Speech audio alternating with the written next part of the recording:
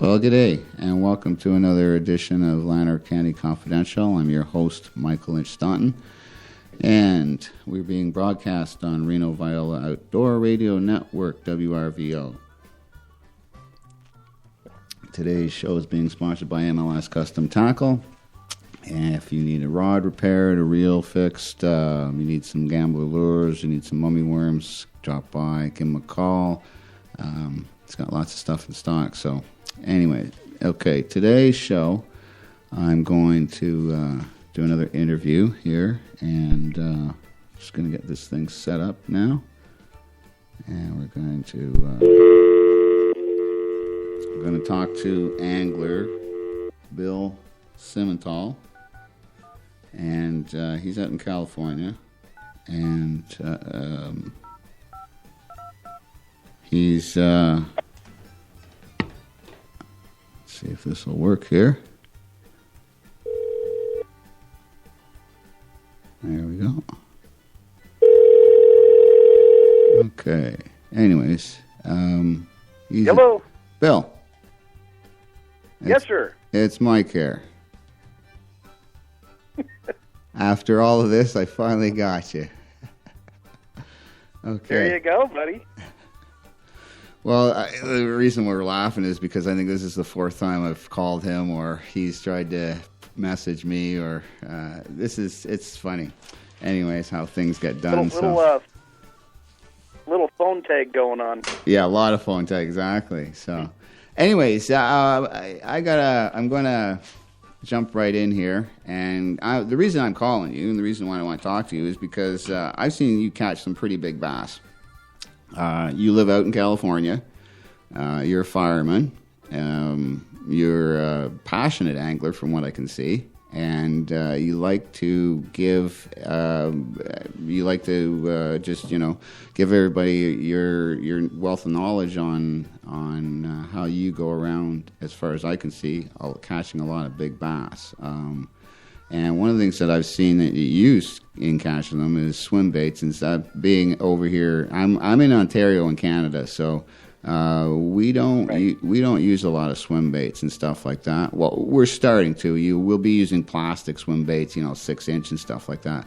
But you're using something that's kind of unique, I would say. And I just wondering if you could explain to my listeners is what this Spro swim bait that I've seen in your latest videos. I don't know if your latest videos, but I've seen in your videos that I've seen lately that you're talking about, and the sort of the system that goes along with it. Well, the interesting thing about this is I've been doing big baits and swim baits for, my gosh, probably 25, 26 years now, maybe longer, since 1985. So what you got to understand in fishing, and this is the biggest thing I try to teach, and this is very hard for a lot of people to grasp that concept, but when they do, the entire world opens up to you. That means the old saying that bass are bass, and you can catch fish anywhere, any place, as long as you understand that system.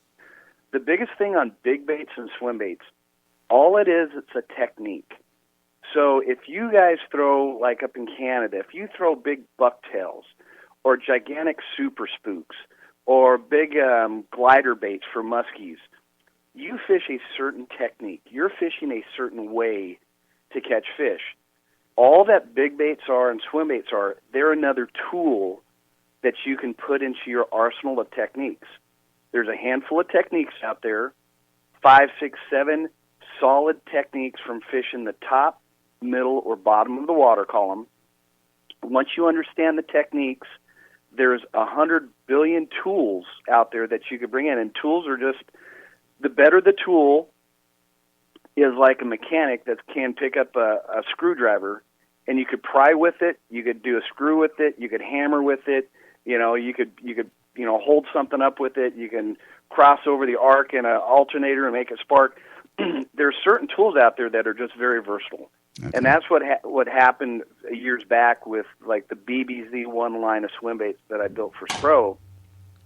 Is there's an entire water column out there that a fish could be in at any given time, and trying to figure out where they're at in that water column and where they want to eat at, where they want to eat against the bush or rock piles or the bottom or the surface. That's the angler. That's the beauty of what we're trying to do out there, is we're trying to figure out where these fish are, how to bring them into an area where they feel like they want to eat. We're not tricking them into doing anything. We want them to do what they usually do. And when you get to the BBZ line of baits, there's actually a system out there. And a lot of, you're seeing it more now, but there was never really a system out there for big baits that covered the top of the water column, the middle of the water column, and the bottom, that incorporated a lot of techniques within only 3 tools. And that's the beauty of the BBZ line. And that's with the 8-inch swim bait, the 6-inch, the 4-inch, and even the little ones I'm building now, the 2.5s. Oh, so that's the concept. And it's so scary. And here's the truly scary part about the fishing up in Canada and the untapped waters for swim bait. If your listeners just took a little thing and go, you know what, I know there's bigger fish here, and I don't care if they're lake trout, I don't care if they're pike or muskie, I don't care if they're even big grayling or salmon, they eat bigger profile baits. They have forever. That's why they get bigger. And if you grabbed a set of lures that you can cover the water columns, and it doesn't matter if it's ocean fishing, river, pond, or lake, you grab 3 baits and you go, man, I don't know if I can catch fish on this big bait. Oh, yes, you can. Because a lot of them are simple. And I know you fished enough where you hear the old thing of like, crank and wind, chunk and wind, like an old rattle trap or something.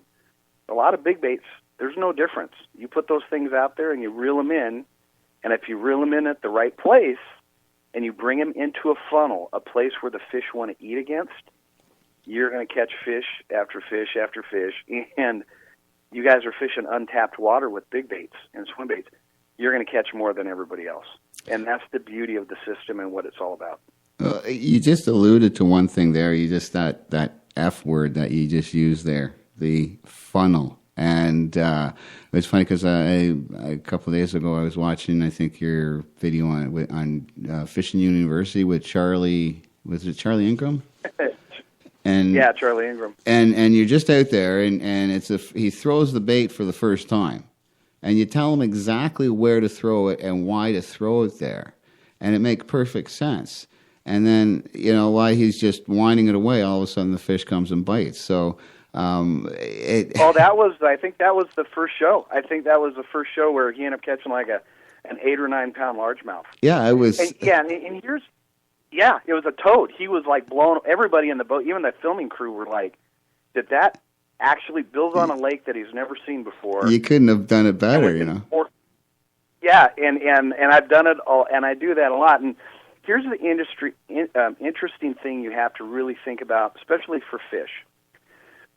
When fish set up, they set up in certain places to either kind of like chill out, and then there's places where they want to eat against. And if you think about a funnel is a dinner plate, and there's multiple funnels. It's like a cube. If you paint a picture, the air is hard for a fish because if they're chasing a bait fish up to the surface, it's a stopping point. Yep.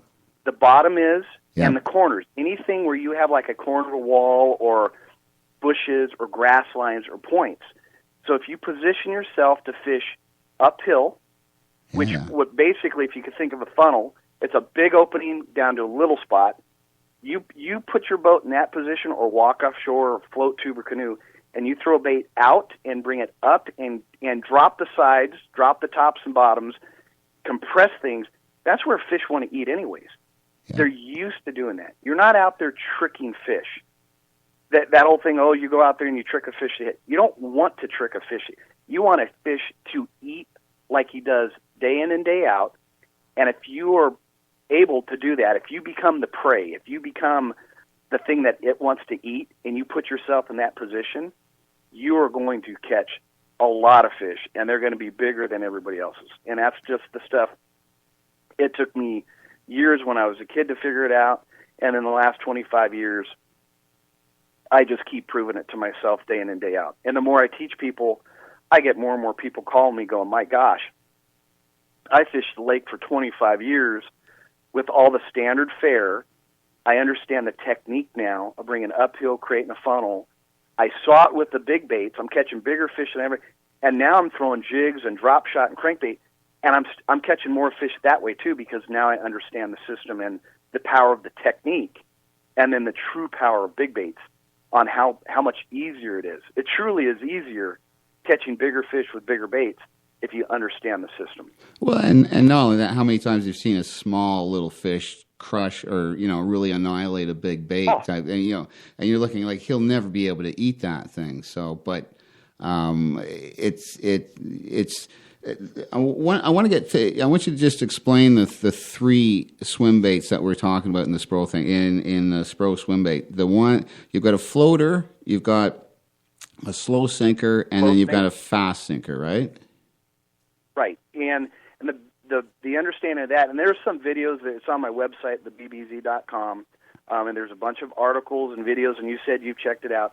The interesting thing about that system of the three baits, slow rolling, or the V-wake technique of crawling a bait across the surface. Yeah, well, I saw that. I mean, you're just doing that so slowly. It was ridiculous how slow you were doing the surface bait. And that, right, and that's what bait fish, trout, shad, that's what they do. I'm not doing anything different. I'm just cruising along, and you'd be surprised that technique alone triggers bigger fish. So I built a bait to just crawl across the surface. Then we get into the mid-water column, middle. And a lot of the techniques within the middle, one simple one that would be up there with you guys, would be like a ripping technique. Like if you took an old Rogue, a Bomber Long A, and you ripped it in that 2 to, say, 5 foot zone or 10 foot zone, depending on the clarity of the water, over grass lines. Yep. The slow sink is capable of doing an unbelievable ripping technique where you let it go down a few feet and you rip, pause, or you slow roll. It's like cranking a bait over the weed lines, and that's what that slow roll or that slow sink does.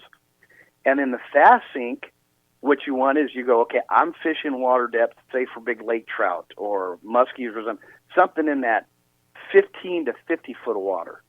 Well, you want a bait to get down there quicker. You want to be more proficient on your techniques. And you're going to be bumping against the rocks or bringing up over deep grass beds. That's what the fast-sinking bait does. Now, interesting on that is the way I built these. You can reverse a lot of these baits to use in different water columns. Say you're fishing lead line or wire, trolling at super deep depths at a slower speed. You can use the slow sink or the fast sink towards the bottom. You could use it at a slower speed, and that bait won't drop and snag on the bottom. It's going to suspend better. If you're fishing super, super shallow water and you're burning, like I showed in the video, you burning a bait over the top of grass mats in, say, like 6 inches or a foot of water.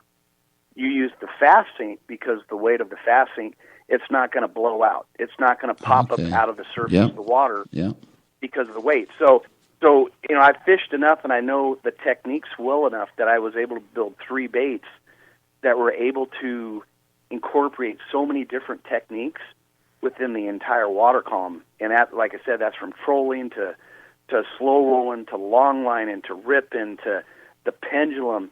And that's the beauty of those 3 baits that we built for Spro is I wanted to cover all water depths with the minimal possible lures as possible, and that's where the BBZ line came out of. That that was that whole concept. Well, the mid depth one is neat because, like in the video, and I got to do the plug here for it's bbz-tv. Okay, and so I want everybody to go there and take a look at it's THE BBZ TV on Facebook.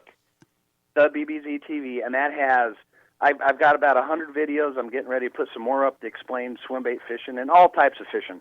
I'm more of I've caught a ton of big bass, but I've caught a lot of fish, and I just love fishing.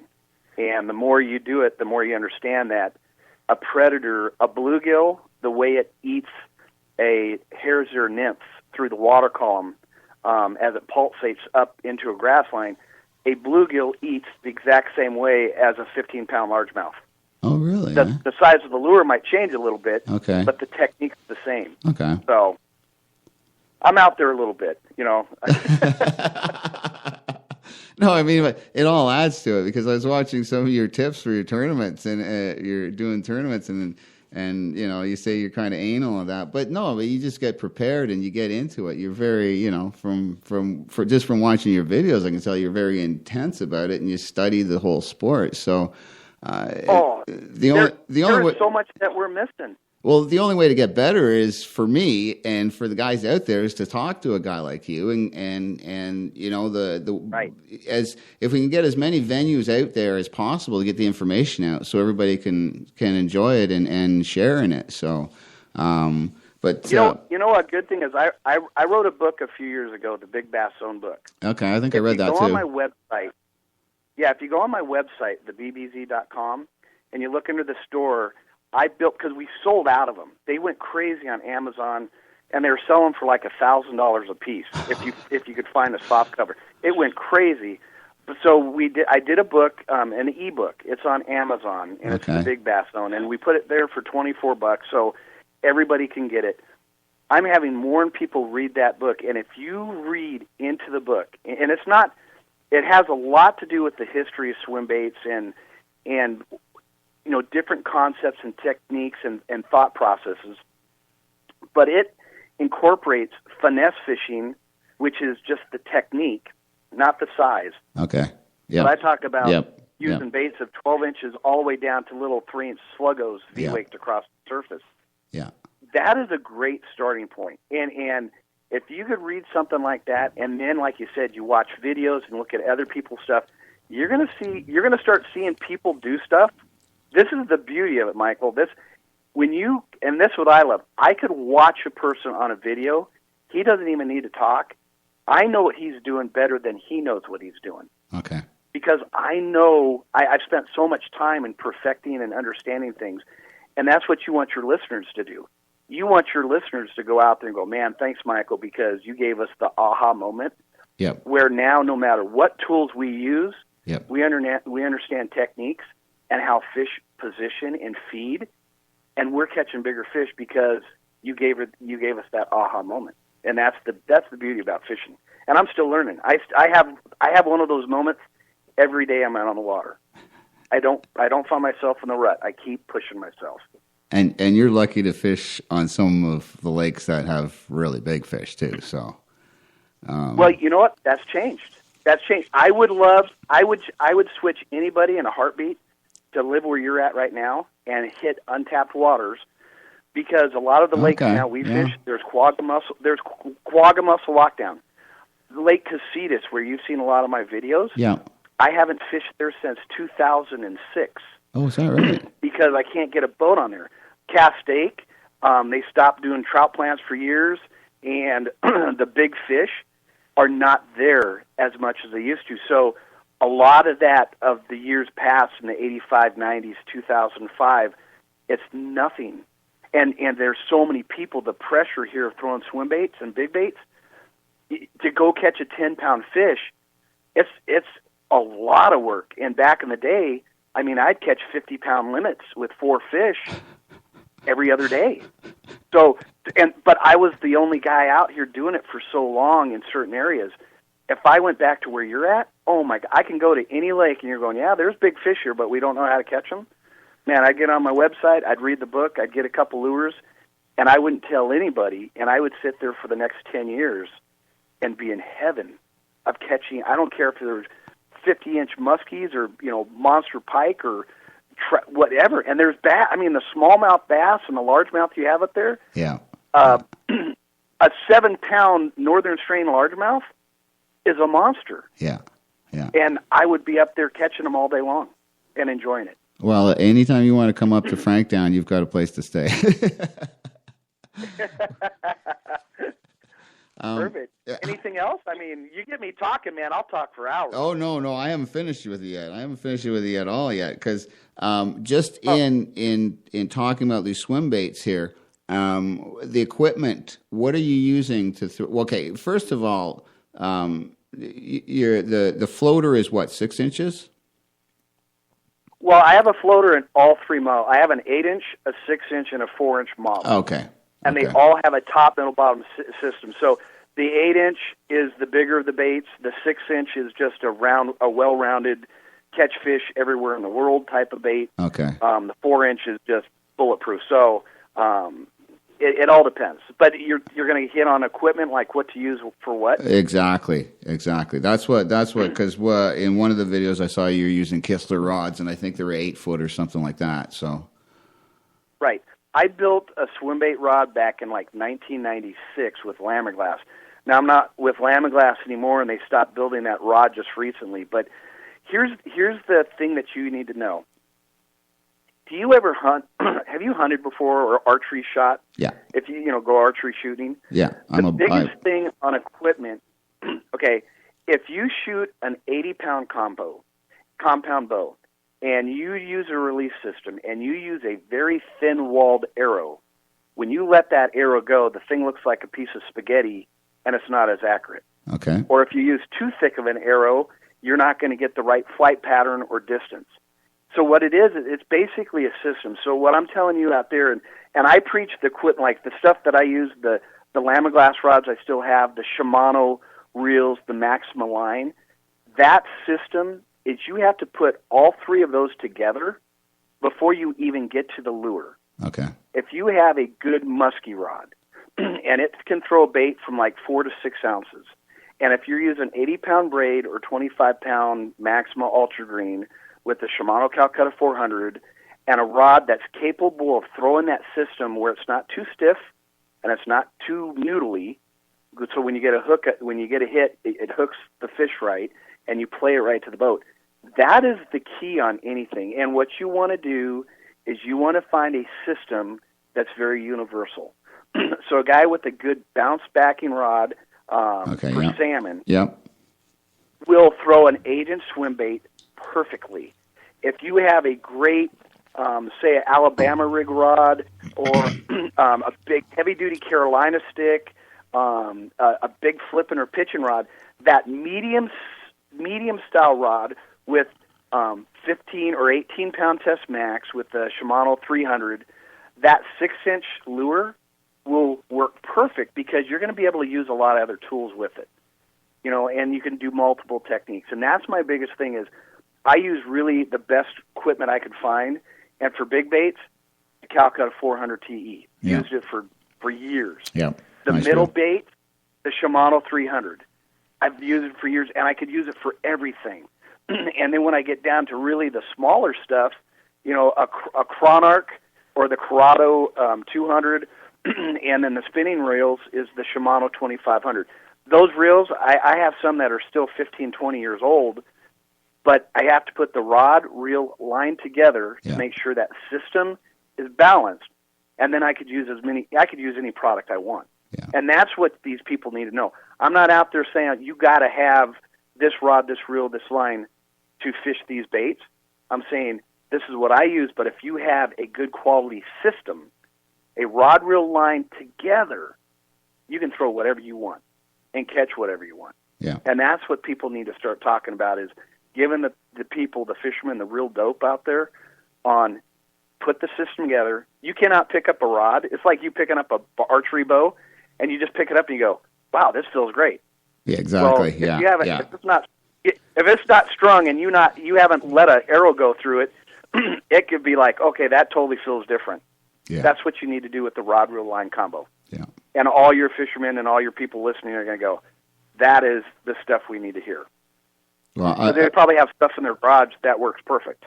I've been a custom rod builder for 6 years now, and I've gone from Lamiglass. Well, I went from Loomis to Lamiglass. Now I'm to MHX and North Fork Composite. So, and I understand exactly what you're saying is the rod has to be, the whole combination has to be set up for throwing exactly that type of lure, or you're not. It just doesn't work properly. It's not balanced and stuff like that. So, well, that's the weird part is you could have your custom rod, which could be somebody could pick up and go, it just doesn't feel right. It feels really tip heavy. Yeah. Yeah. Well, if you don't put a reel on it, you don't know. Yeah. The reel is your counterbalance back behind your fulcrum, and you put a reel on, you put line on, you're going, oh my gosh, you have one of the best feeling rods with the system out on the market. Exactly. And that's the difference, and that's what people need to do. Yeah. Yeah. Well, I'm sorry, but this is about it. I got 2 more minutes to go, so I'm going to have to let you go. This has been awesome. I really, really enjoyed this, and I'm going to do it again with you. Probably. Absolutely. Like I said, I have no problem. We could do a series for these people, and whatever you guys want to do, I'm out there for you guys. Yeah. Well, and, and remember, like I said, get on the website, get the book, and have your listeners call into you. Have them read the book and watch the videos, and say, hey, we want to know a little bit about more about this and that, and I'd be happy to get on there, and we'll put it up on social media, and we'll pump your rods and your company and the radio station, and we'll get more listeners over for you guys and watch you guys catch more fish and bigger fish up there in Canada than we do down here. Wouldn't that be cool? You're an interesting guy to talk to. I really appreciate this today. I got to let you go. Michael. I enjoyed it. I'm going to let you go now, but I'll be in touch with you, okay? Absolutely. Call anytime, and guys, keep it in the BBZ. We'll talk to you later. Take care, Bill. All right. Bye-bye. Okay, that was Bill Siemantel. I'm going to give him a plug here. The bbz-tv, his book is Big Bass Zone, and very interesting guy. I don't know if you could tell, but I was pretty enthused talking to him, and appreciate you listening this week, and we'll see you all next week. Thanks a lot. Take care.